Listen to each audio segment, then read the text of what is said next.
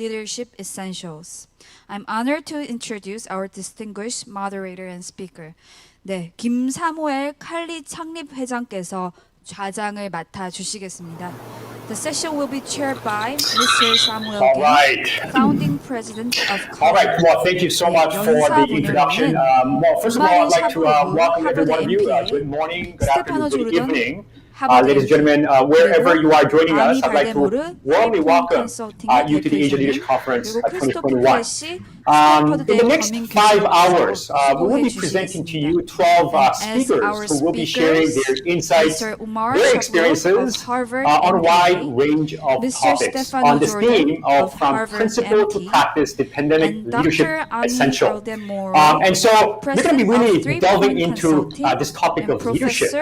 And the way that we want to define leadership is what are some of these intentional or deliberate activities that we engage that will culminate or they will bring about an improvement in our lives and the conditions that we are in.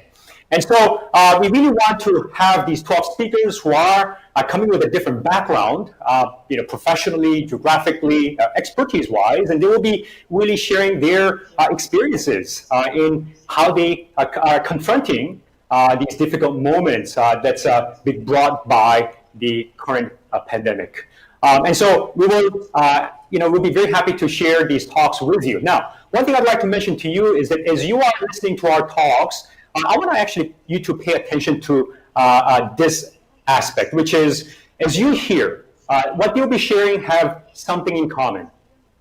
And I can actually summarize this into 4 points. One is, in times as such where things are very uncertain, our collaboration or cooperation is going to be very important. And so one I can mention is how do we cross the boundary, meaning to say that how can we work with people from different places or different industries or different areas that we can learn from one another so that we have a better sense of how we can survive through these uncertainties, but also ultimately to thrive.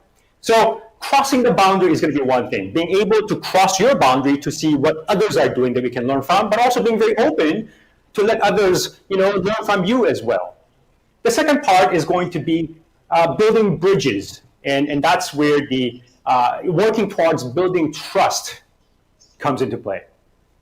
I think it's really important that we are able to really build that sense of trust with one another so that as we are all facing these challenges together, we really have some good wisdom, some collective wisdom through which we are able to confront these difficult moments. And possibly the other one is how do we really transcend the boundary? And that possibly could mean that, what have we not done in the past that we should do now or that we ought to do in order for us to survive and to thrive? And so I think the pandemic at the moment is really allowing us or is encouraging us or in a way forcing us to try something new that we have never done before. And so rather than doing it alone, it's going to be very important if you are able to do this by crossing your boundary and by building bridges with different boundaries. So transcending the boundary is something that we should be eager to do at the moment, because if we don't, there is a slim chance for us of our survival and our growth. And lastly, I think is busting the boundary. And what that basically means is that what are some of the things that we had done in the past that has led us to a complacency at the moment? So there must be something that is not helpful anymore, or in a way impeding us from the progress that we should be making. So we got to be very honest about what are these things. And through this reality check, we should be able to identify what keeps us from making the progress, and we should be able to bust those boundaries for us to move forward. And so as you listen to these 12 talks in the next 5 hours, I hope that you do enjoy. And again, I want you to keep that in mind, that there are 4 common grounds, 4 elements or 4 points through which all these talks will be given. And again, they'll be coming from a different background, and I'm very much sure that you will be enjoying the talk that we present to you. Now, as we begin, I'd like to begin the session with live a panel discussion. And so at the moment now with me, I have the honor of 4 panelists, and I'd like to introduce them one by one. We've got Ami Valdemoro, who's coming from the Philippines. We've got Christoph Fresi, who's coming from Germany. And we have Stefano Zordan from Italy, and Umar Shabro from Kyrgyzstan. And so they're all coming from a different background, and we are going to be having a very exciting discussion together. Again, this is going to be very much focused on leadership. And so let's really have a great time together. So as we begin, I'd like to present one by one. Let's begin with Ami Valdemoro. And I think it's going to be great if you can introduce yourself for about a minute or two. And then so we will begin. Over to you, Ami. Go ahead.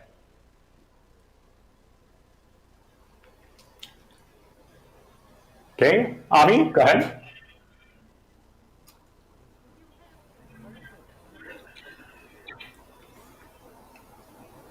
Okay, Ami, are you able to hear me?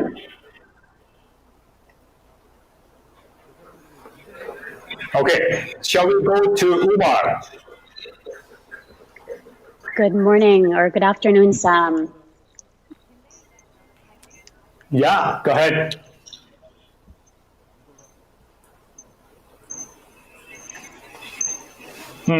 Or possibly we can go with Umar. Go ahead. Why don't we start with you first?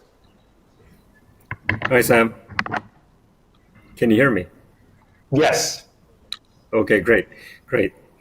It's a pleasure to be here, dear ladies and gentlemen, esteemed panel.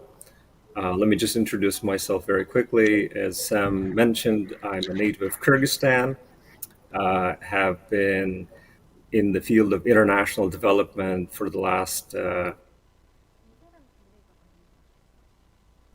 various contexts around the world in really complicated, challenging environments, as in West African countries, but also experienced in really developed, advanced countries and economies, and of course, working on a range of issues that come around financing, social protection programs, all the way to addressing ways we can increase the government's capacity to deliver services through tax reforms and revenue collection system.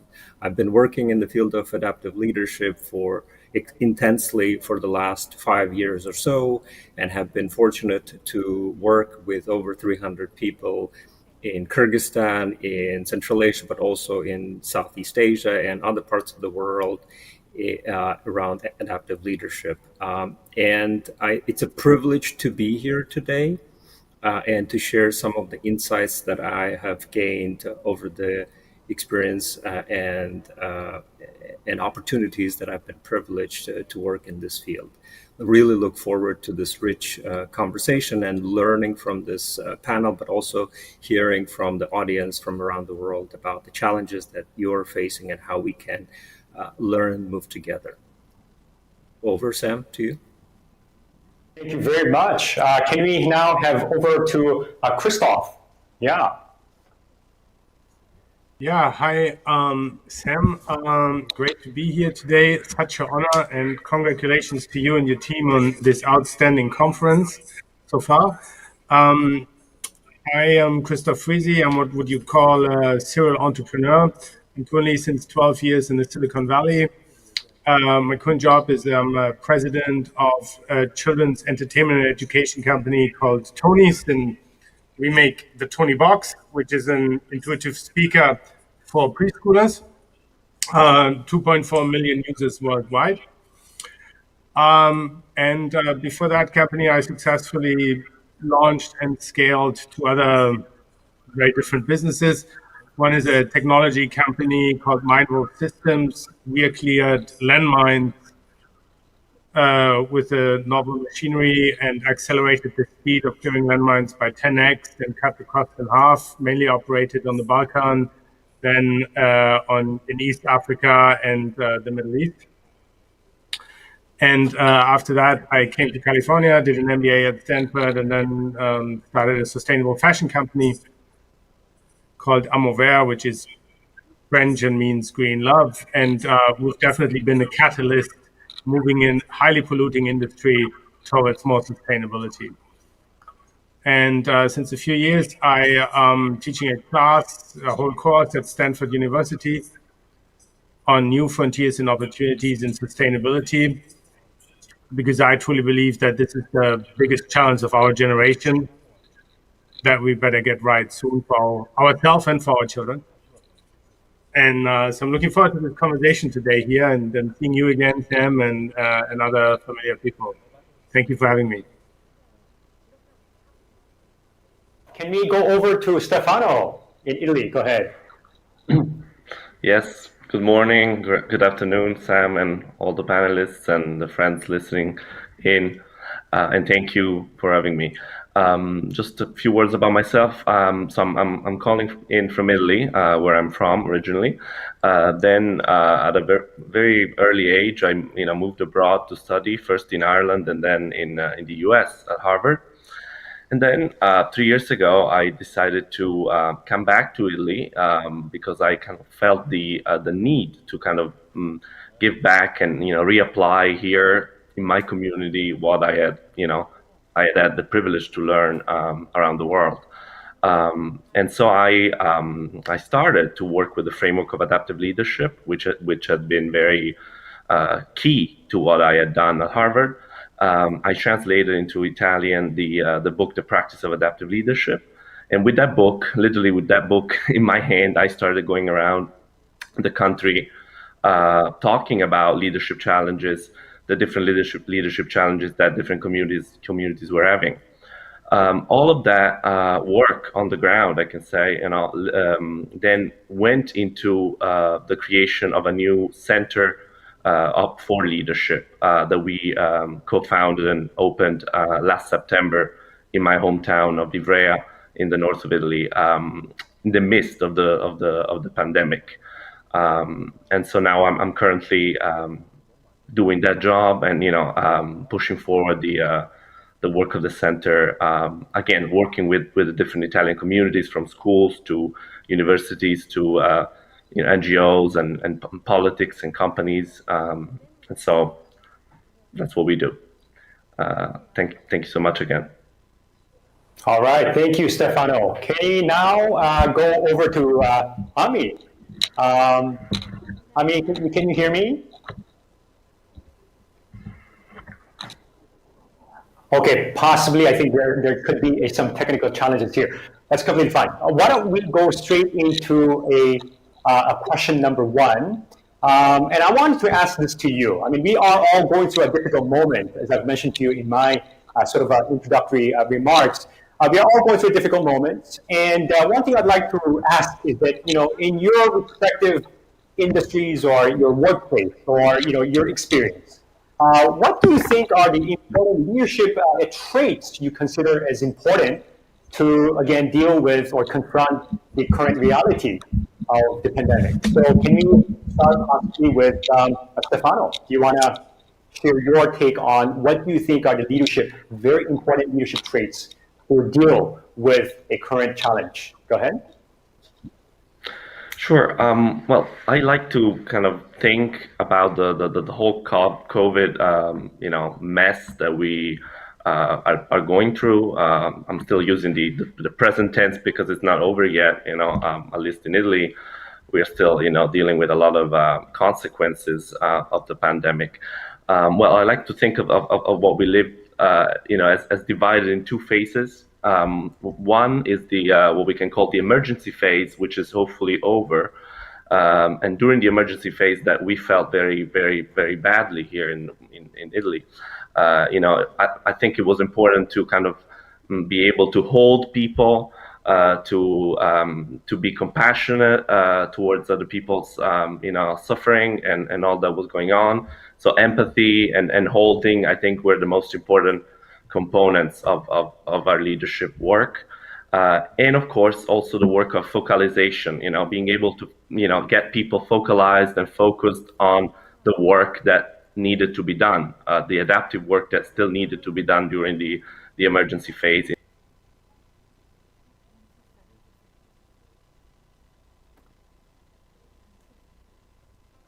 To what has been called by Heifetz and colleagues as the adaptive phase.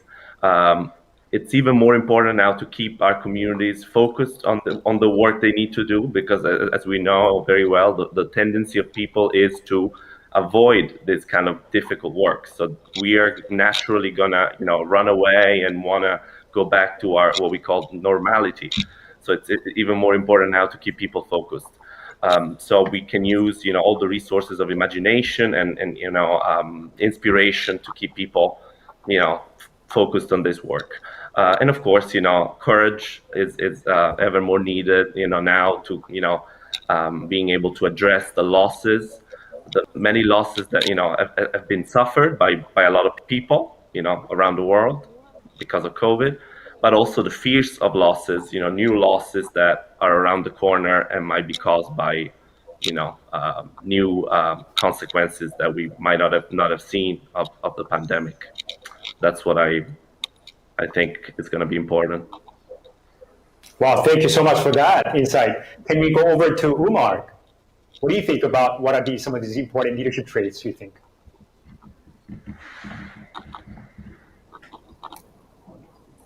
Hi, can you hear me, Sam? I just wanted to make sure. Yes. Okay, great. Yes, thanks. Just wanted to echo what Stefano said and really emphasize the fact that I think that COVID is probably one of the best things and the worst things that could have happened to our humanity. And as we know that the reality that we're facing is kind of not black and white, in a sense that there's so much to be learned from this opportunity for our communities and societies and individuals to move forward. And I think one important trait that we kind of implicitly know for a lot of the people who are really practicing leadership is the ability and openness to learn. Learning is an important feature that I think is going to be crucial and is crucial from the cases and experiences we see from around the world, both successful cases, but also cases where let's put it this way, we're not so successful, which defined whether the communities have been able to move forward or they have been actually struggling with ability to adapt. And I think in this regard, it's really important for people to understand that learning really distinguishes us and our basically ability to survive. And as we know in the animal kingdom, which of course we are part of, and we need to see ourselves as part of the global ecosystem, humans really distinguish themselves with their ability to really parse what is essential in terms of how we see the world and what behaviors we should be keeping with ourselves to move forward, and what are the things we should really be eliminating or getting away with, and of course substituting it with something new and meaningful. And in this regard, one important additional element is, of course, as part of the learning opportunity, to have a space and create a space for people, communities to talk. We have seen in the times of COVID how it has become so easy for people to divide and kind of go back to their shells, to their inner identities, which are easy to guard and understandably are associated with huge losses. But in this particular context, of course, we need to acknowledge that important necessity, but also it's an ability for people who are trying to move their communities forward to create that kind of space where we can openly hear about the perspectives of people who are afraid to move forward, why they're afraid, and how we can actually create and engender that space which will welcome this learning opportunity from both sides, for those who are agreeing on a particular issue or that are disagreeing. And the essence of the learning, as we all know, is curiosity.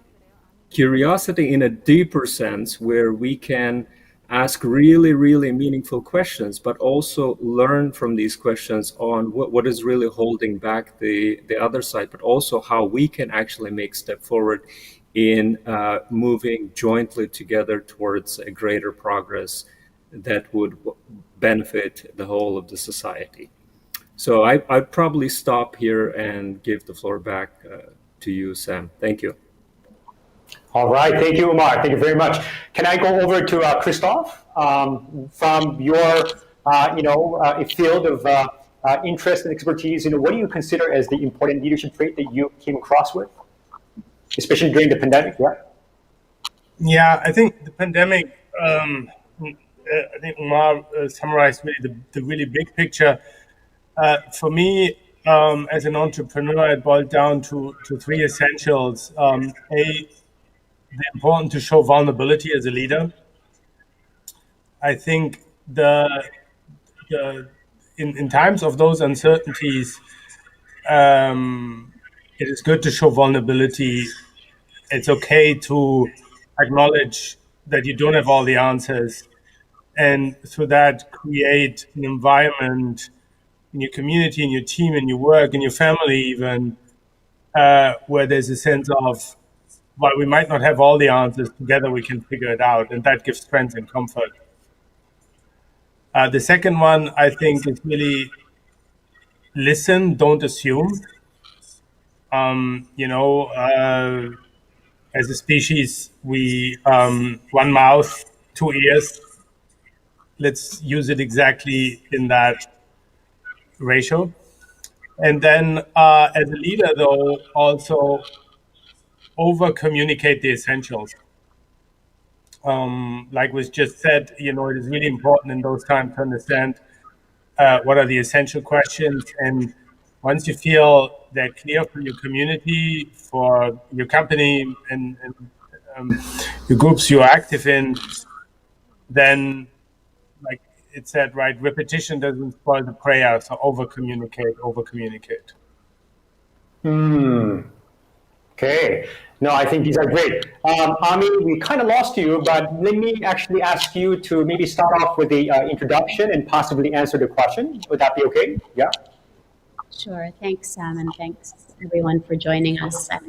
My name is Ami Valdivia, and I am a leadership coach, trainer, and social entrepreneur based out of the Philippines. My work experience varies from starting as a public health advocate, so working with governments and international organizations like the United Nations on developing strong health protocols for non-communicable diseases.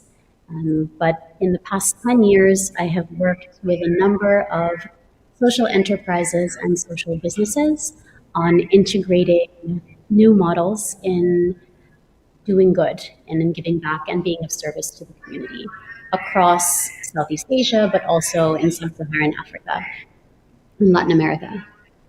As far as your question, Sam, I think the three gentlemen have done a very good job of answering the question in terms of the competencies that are needed at this time. I would say that these aren't necessarily new ways of thinking, doing, or being, but that COVID and this global pandemic have put these competencies or these skills into sharp relief.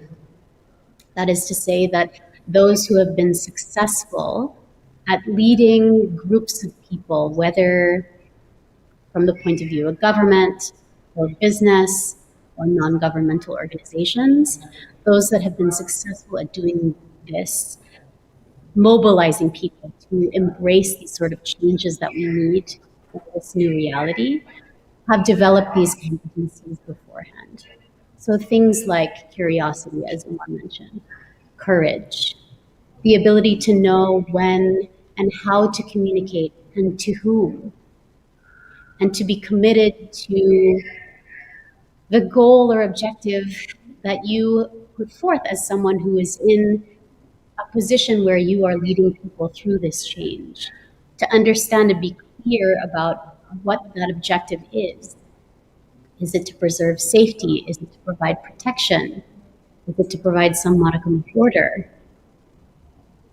And being able to follow through on that commitment so that you gain the trust that you need and that people need to have in order to move forward into a more productive. Well, thank you very much, Ami. I think what you are sharing has a lot of things in common. I mean, we talked about courage, we talked about empathy, we talked about communication, and the learning as a way to adapt. And so we can see that we really are identifying some of these really important leadership traits that we consider, especially in dealing with the pandemic at the moment that we're going through. Now, I'd like to kind of go over to the next question. And I want to ask you this question, which is, in your respective field, you might have come across with some of these leaders or the people that you closely work with. Who are these people that have inspired you? What part of them has inspired you? Of course, what you had already mentioned, it's already mentioning these important leadership traits, but who are these people and what have they done that kind of caught your attention? And you might want to define that as a good leadership for us to really see some good improvement with our lives and the conditions that we are in. And so for this time, can we go start with Umar? Go ahead. Thanks, Sam. I think that what really struck this time around, not in a sense that it's something that is, kind of surprising, but really something that most of the people around the world, and especially in the communities that I'm working, especially in Central Asia and Kyrgyzstan, is that leadership came from a kind of a new vantage point, and from the vantage point that people are not generally accustomed to. And that is, a lot of people, when they think about leadership, they look up to some sort of a place or an institution or occupation-based leadership, the CEO, the president, the members of the parliament, etc. But in this particular context, what was really interesting, and I think probably building to what we've discussed in the first question, as in how do we characterize and what are the important traits, is it came from the people that we don't typically associate leadership with. And that is by the way of what kind of job they're doing or what type of occupations these people have. And that came from people, youth and women and volunteers and teachers and doctors and care providers and cleaners who are basically really important in providing the service and support to people who really needed that at that moment, especially in what Stefano identified in his speech, especially in the emergency phase, right? And I think that was really important for people to see that these people were there and they were providing an important service, which is the essence of the leadership, that helped people kind of gain trust, gain some order, perspective, but also understand which way to move forward. And I think this is one important lesson that we can draw from this experience, and especially in the context of a lot of the communities that we are seeing going through even currently, is that leadership is not necessarily associated with any kind of occupation or gender or age. It can come from all corners, and it is not a function of what you are doing, but how you're practicing and which way you're moving your communities. And I think this is really a fundamental lesson in terms of also how we define leadership. Leadership is basically doing what's right for your communities and how it can help your community to move forward and overcome this challenge and become more successful in surviving. Okay. Sam, over to you. Yes. Can we go over to Christoph?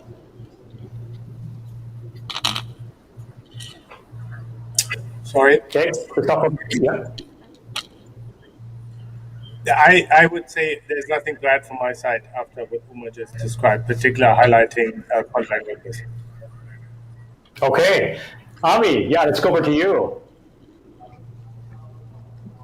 I think Omar makes a very good point, and I can think of immediately some concrete cases in the Philippines where we've also witnessed a similar dynamic, specifically around the emergence of community pantries, which are basically volunteer efforts that were started initially by a young woman by the name of Anna Pagkakiman, who decided that because of what she was hearing in her community around the need for access to basic goods, everything from face masks to sanitizers to fruits and vegetables, decided to take a push cart to a major thoroughfare in her neighborhood and leave the pantry open for people to bring goods, but also to take what they needed.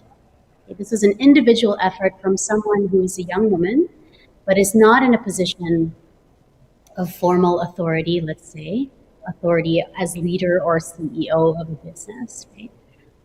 And through this action, instead of having a centralized notion of leadership where the leader will direct, right, from a centralized place, she brought in the community with her. It was a community distributed leadership effort that involved more than just one person or two people or multiple stakeholders. Listened to the needs of her community. This community pantry expanded from just a neighborhood to now over 300 neighborhoods all around. On the one hand, you might take it as an example of a response to a failure in leadership in other sectors. But on the other hand, you might view it as stepping beyond the bounds of your own role or your own authority as a leader. And she inspired many, many people to do that. Yeah, Stefano, let's go over to you.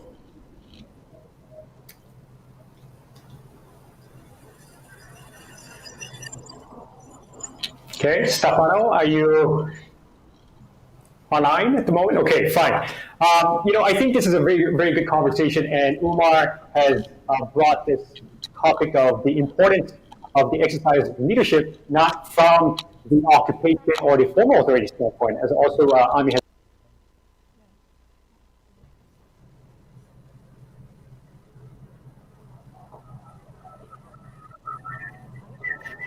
Okay, Umar? All right. Sorry, I'm back. There seems to be a bit of a lag. I just wanted to highlight one important thing, and that's kind of linked to the title of this conference. It's how do you rebuild trust and cooperation? And I think this has a really deeply rooted fundamental question around how do we humans actually come together as a society and we work together.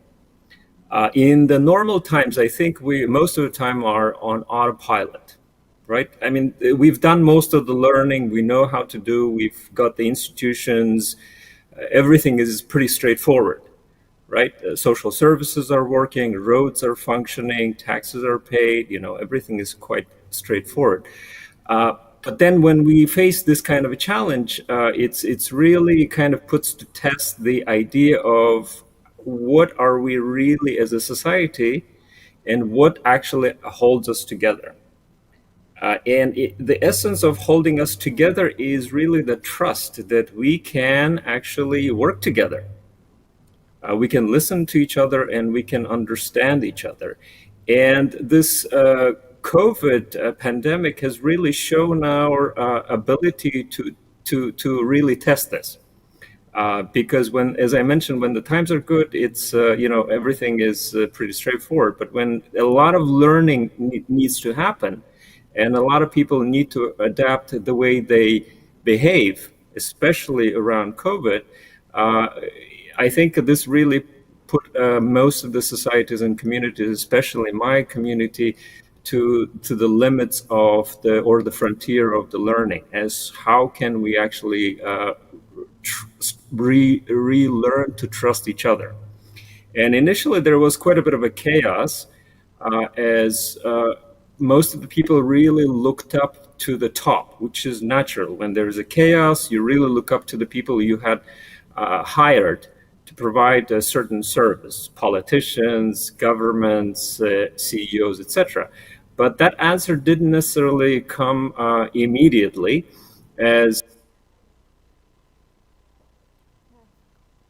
trapped in expectations, right? So they weren't really capable to provide that kind of service immediately. So part of the reason why this leadership came from also a function of that trust capital these people were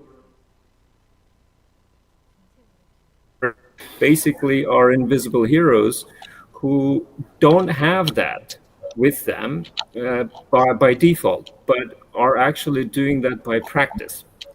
And through that practice, really people were able to see that this is a kind of service that is essential for rebuilding the trust. And I think this is really what makes this story really unique and interesting, and much can be actually taken forward, in a sense that we really need to rethink how do we see the world, as in where the learning can come from. We don't necessarily see that the learning can come from janitors who are cleaning the buildings, right? Yet we see in this pandemic that that's actually quite an important job that needs to be done. Yes. Right? People who are basically cleaning up and providing the services. But because of before that wasn't really essential, right? Now we see that this is really essential, and we really need to actually see that some of the leadership work that needs to be done is not glamorous.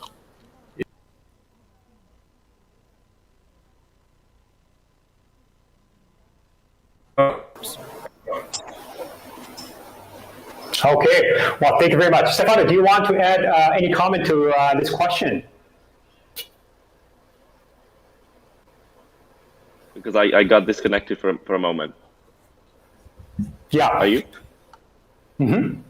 Yes. Well, all I can say is that what I'm noticing is that, at least in Italy, it's very important to be there for people, to be there for the communities that you,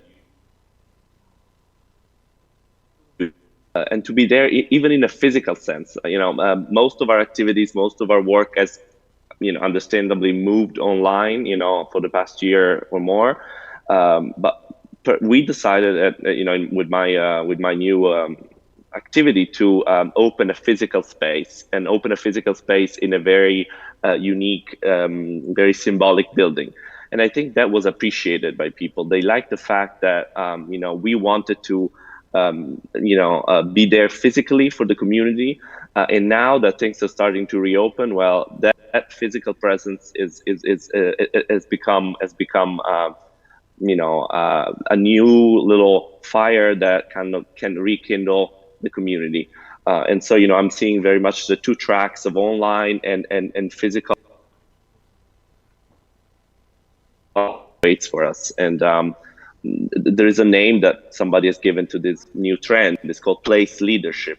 How to turn the energy or the good vibes that come from a very significant place into something that kind of inspires the exercise of leadership and the learning for people and for a certain community. That's the work that we are most focusing on at the moment. Wonderful. Answered this question, but I want to kind of also ask the other panels in terms of, in your respective field, what are some of the things that you have done or you are currently doing in order to really achieve these improvements that I mentioned to you about? So, Chris may be in the space of the startup, Umar in the space of the international development or the community development. Same thing with Ami with regards to your teaching and coaching. But whatever that is, you are coming from a different background and in a different geographical location. And so, what are some of the needs, and in how are you, what type of leadership are you exercising in order to address the very needs of the community? Can we start off with Christoph? Do you want to share a little bit about the work that you do? Yeah. Sure. Yeah. I mean, in my side, and I would say, again, the nice thing when being invited by yourself and the Asian Leadership Conference and your Center for Asia Leadership is really the diversity of speakers you bring and their background. And I'm really floored here by my fellow panelists. My view is always a little bit more micro as an entrepreneur with a strong bias to action. And I feel probably for me it was like, okay, if life gives you lemon, make lemonade. So what does this mean? I last year, joined this company to launch the US business with very high expectations because it is already a global phenomenon. And then the pandemic hit, and where most consumer product companies, last year, entertainment companies halted movie releases, halted new product releases, halted basically everything what was normally in their playbook to grow the business. We decided we trust so much our product and we trust also our company culture that we will still go ahead and in this new environment launch in the most competitive market in the world. And the biggest curveball I had initially is when I think about my own leadership qualities as an entrepreneur, I feel I dive with people working in a room and getting together and pulling up your sleeves and really cranking things out in a very fast pace, but always with this aspect of like being physical together. And suddenly, with COVID, it's like, social distancing, no traveling. How will I build a team that can bring a very sophisticated product to a new market? And I was first very concerned. How can I even recruit people? How can I evaluate the qualities of a new team member, of somebody I want to hire to take a very, very important role, if I cannot meet with them in person? And I think that is probably one of the greatest experiences and gifts I got through the pandemic is actually to realize, wow, and other companies to get to know people, and then we're suddenly able to recruit much better talent than I had thought I would be able to get here in the Silicon Valley by recruiting nationwide. And suddenly being able to get not force people to travel or to move across the country with their family, but being basically saying, look, you are happy in Connecticut with your family, you are the dream marketing person, I want on my team, you can stay where you are and still join my company. And so you're a national leader, but you live with your family in Florida, you can stay there and still join my company.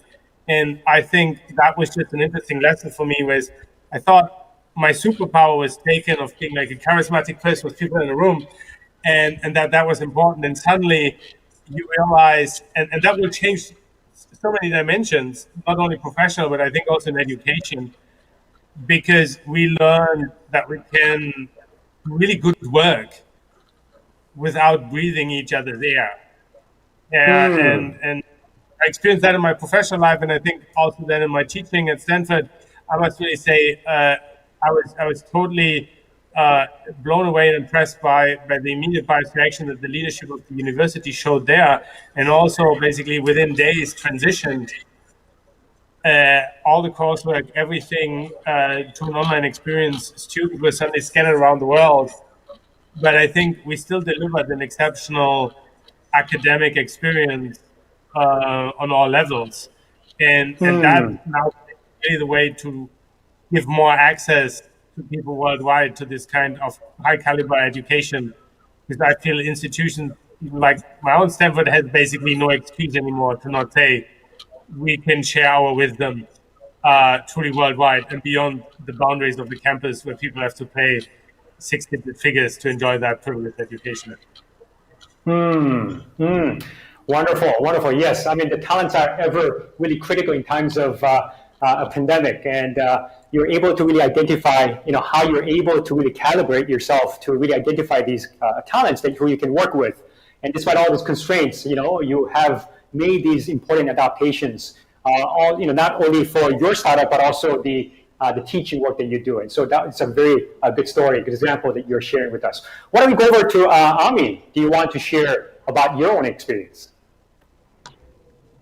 Sure. Thanks, Sam. I think what comes to mind for me is around creating space for connection, and that I've witnessed and been part of at different levels. In my coaching practice, it's really about creating space for people to think through, feel through whatever is coming up for them in the midst of this pandemic. Right? We've had different waves, we've had different phases, and particularly for those who are in a position where they're being asked to or called to lead others, what I've found is there hasn't been in the past much space for them to process what's happening. So that I've seen in my coaching practice, that people crave connection and space. I've also seen that on a more macro level through the work I've done in advising nonprofit organizations here in the Philippines. About 60% of this sector was forced to either cease operations completely or fundamentally limit their activities, both because it involves field work and community work, and there are health risks now associated with that work, but also because of their inability to meet, as Christoph said, in person and to be able to raise funds for their work. And like Christoph, we made lemons out of lemonade. It's an organization that teaches people how to build simple solar lights. So face-to-face interaction is a huge part of our work. But knowing that that wasn't possible, as a team, we had some curiosity around and made space for what might be possible for us to do to continue to connect with people, even in a different way. And so what we did was we ended up starting to build these small messages of hope using solar lights that were in our house in the 2 months that we were on lockdown and not able to leave. And then we launched a digital campaign where we encouraged people from all over Metro Manila to sign on to the challenge to build lights for communities that are living in darkness from the safety of their homes. And because people responded to and resonated for that need for connection and space, this now grew into a Manila-wide initiative, and then we moved into Cebu, and now we've been building some of the largest solar artworks using lights that civilians, that members of the community have built from home. So we've literally created now an artistic or a creative space for connection at a bigger level. Wonderful, wonderful. That is really an amazing initiative. Wow, thank you so much for sharing that. Can I have invite Stefano to share your own experience? I mean, you already kind of mentioned it, but you want to maybe mention more as to how you have been exercising leadership to address the needs of your community. Yeah. Well, all I can add is that as I said, we launched our new institute, which is called the Adriano Olivetti Leadership Institute, right in the middle of the pandemic last September. So we were allowed to be open for a month, only for a month, and then we were closed again up until a couple weeks ago. So that made our work extremely difficult. We had to move online all of the activities that we had planned for a physical location. The team was, being built also during this time. So I can very much resonate with what Christoph was saying. But nonetheless, we I can say enjoyed this year. We learned a lot from it, and we were able to from the beginning to widen the, let's say, the audience of people that we would talk to or talk with. So we had people joining our courses and our activities from all over the country.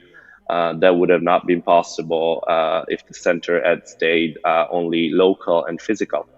But as I said earlier, I'm a strong believer of the need for places that physical places and spaces that connect the community. And so right now what we're doing is to invest in those places that can inspire the exercise of leadership. And so the project is going on on two tracks that go forward together. What really matters is that in a way or another we manage to keep the different Italian communities that we work with focused on challenges that have been even made bigger and made more, if I want to say, cruel by the pandemic. And I'm talking about what's happening to schools, what's happening to the public health system, what's happening to the environment, because of COVID or as a consequence of COVID. So I mean, there's a lot of work that needs to be done with the different communities, but I think the moment is ripe with opportunities as well. So we are excited, tired after a year like this, but definitely ready to embark on this kind of work.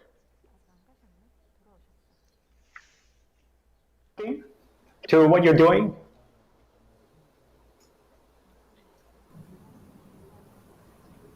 Sam? Go ahead. Okay, great. Thanks. I really like the word tired that Stefano mentioned in his closing remarks. I think we're all tired. I think this year and a half has been really challenging for all of us, and it's really difficult to kind of operate in this environment of uncertainty. I mean, despite the glimmer of hope with the vaccination, we still see that there's still a lot of uncertainty and a lot of unknown questions that need to be answered. And I think in this regard, what is important, and I kind of wanted to connect to your question, Sam, is that when as to why and how I actually started deploying myself and working in the system, in the country, and trying to do something meaningful. Pre-pandemic, I was actually in the process of putting together my thoughts and writing a book about how to practice leadership in my community, in the region overall, taking into consideration the local values, the local challenges, and the way people generally think. So, and I think this was a really important exercise because it really gave me an opportunity to reflect and put together my learning that I had done prior to that for a few years, having worked in the country, but also globally around the world, and trying to put things into perspective as to what kind of new leadership needed to actually happen in the country. And then pandemic happened, and I was invited to join this wonderful team of local UNDP, United Nations Development Program office in Kyrgyzstan, to really think around how we can design and deploy new ways of doing things that would help the most vulnerable people. Women, youth, returning migrants, people in the front lines, etc., who were really affected by this pandemic. And I think this was really a great test for myself to not only learn about the challenges that these people are facing, but also operate in this new environment where, as I mentioned, a lot was really unclear. I mean, we didn't have data. We didn't really understand how things were happening. We were limited in our ability to actually to move around because of the lockdown. Everybody was telecommuting, and of course, these are the people that we're trying to help. Generally, wouldn't necessarily be kind of people you would necessarily find on Zooms. So we had to actually improvise, and I think this is really a key word in the jargon or in the lexicon of people who are practicing leadership. That in the times of uncertainty, you really need to learn to improvise, because the answers are not straightforward, but also the questions are not really clear. And this has been really helpful in the work that I'm doing, and with helping the people to address the core challenges, but also kind of show the path towards a better and stronger recovery. The other important feature, I think, is that this pandemic has really opened up enormous doors of opportunities for us to kind of really understand and learn again what is essential for us to keep, but also what is essential to throw away. And my sense is that we're still in the process of really digesting that. Not everybody is on the same page on that question, and that's quite natural. But I think it would be a gross mistake if we actually kind of gloss over and transition rather quickly into the solutions and into answers, as opposed to really spending some quality time around questions. And part of the reason I think a lot of the communities are still struggling, again, with the pandemic and the fallout of dealing with the pandemic, both enormous costs in terms of social systems, economic losses, including cultural values, is precisely because people tend to actually go straight to the answers as opposed to spending some time and reflecting. So that's kind of where what I could say is important, but also in terms of the perspective of the work that I'm doing currently with the current office that I am involved. Sam, over to you. Very much for sharing, Omar. Now, I mean, we're really running out of time, and so quickly, very quickly, in less than half a minute, what is sort of like a word of encouragement, or perhaps a call to action that you want to leave with the audience today? Just one word or just a few phrases, just any word of encouragement or any sort of a call to action that you want to leave. Shall we start with Ami? Do you want to begin? Sure. I'll take my coach hat on and say that it's okay to give yourself, your teams, your family, the people around you, time and space to integrate and to process what's been going on, to Umar's last point. It's okay to give yourself that time and space.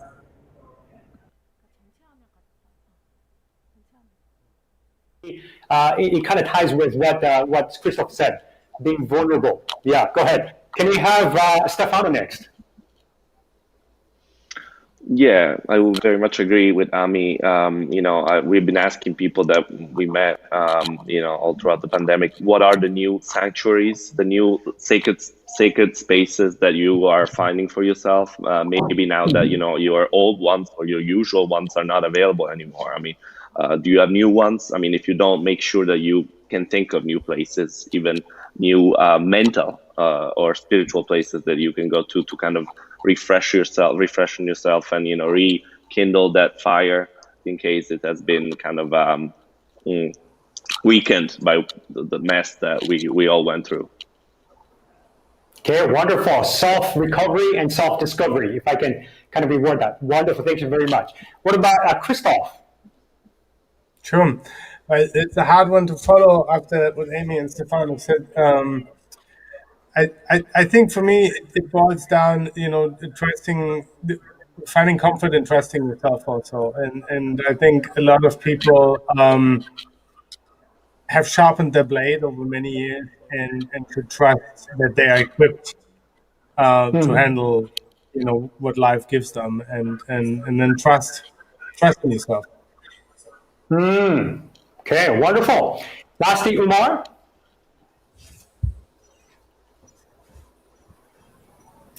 Yeah, I think that we're kind of more or less on the same page with everybody. I think it would be it's really important to give yourself a break. To give yourself a break.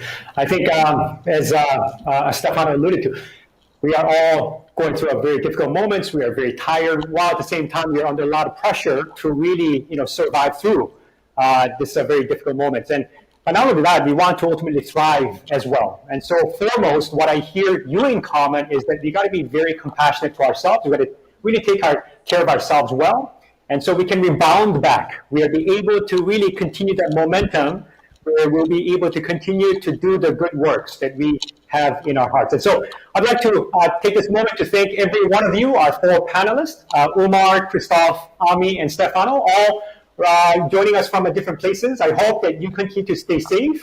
And then I really wish you the best of luck with all the things that you are planning. So thank you very much. We'll close here. I hope that everyone has enjoyed this discussion. And we're going to be now moving to our talks. So thank you very much. Goodbye, everyone.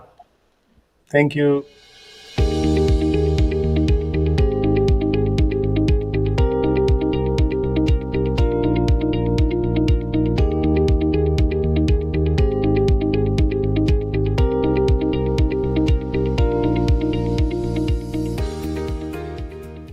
Hi, everyone. This is Samuel Kim. I'm the founding president of the Center for Asian Leadership. I'd like to welcome you to the Asian Leadership Conference 2021.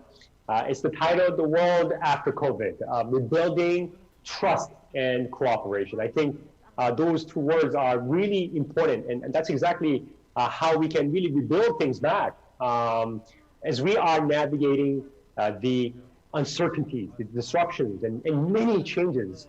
It is really important that we got to be teaming up, and we got to be